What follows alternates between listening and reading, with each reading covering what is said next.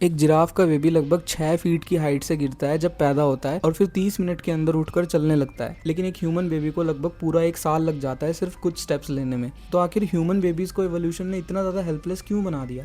जंगल में जो न्यूबॉर्न्स होते हैं वो सबसे इजी टारगेट होते हैं किसी भी प्रेडेटर के लिए। जितनी देर तक बच्चा ज़मीन पर पड़ा रहेगा उतने ही ज़्यादा चांसेस हैं कि कोई प्रेडेटर आएगा और उसका शिकार कर लेगा। इसलिए जिराफ जैसे एनिमल्स के बेबीज एक बहुत मैच्योर नर्वस सिस्टम के साथ पैदा होते हैं। लेकिन ह्यूमंस में ये स्ट्रैटेजी काम नहीं करती एंड इसके पीछे का एक्चुअल रीज़न हमारा ब्रेन है। एक जो ह्यूमन बेबी होता है उसका जो साइज होता है उसके रेस्ट ऑफ द बॉडी के कंपैरिजन में काफ़ी बड़ा होता है। और एक बड़े हेड के बेबी को डिलीवर करने के लिए जो फीमेल्स होती हैं उनका जो हिप वाला एरिया होता है वो मेन के कंपैरिजन में वाइडर होता है। लेकिन इससे एक प्रॉब्लम क्रिएट होती है। अगर पेल्विस रीजन नैरो होगा तो हमें चलने में और भागने में आसानी पड़ेगी, लेकिन अगर पेल्विस रीजन बहुत वाइड होगा तो हमें चाइल्ड बर्थ में आसानी होगी। यानी इवोल्यूशन के पास दो ऑप्शंस थे, एक तरफ बड़ा ब्रेन और दूसरी तरफ एफिशिएंट मूवमेंट, वॉकिंग और रनिंग। अगर ह्यूमन बेबी और ज्यादा डेवलप्ड ब्रेन के साथ पैदा होता तो उसका स्कल और भी बड़ा होता और उसे जन्म देने के लिए जो पेल्विस वाला रीजन है उसको भी और ज्यादा बड़ा होना पड़ता। फिर जो फीमेल्स हैं उनको चलने में या फिर भागने में दिक्कत होती, जिसकी वजह से इवोल्यूशन ने सेकंड ऑप्शन चुना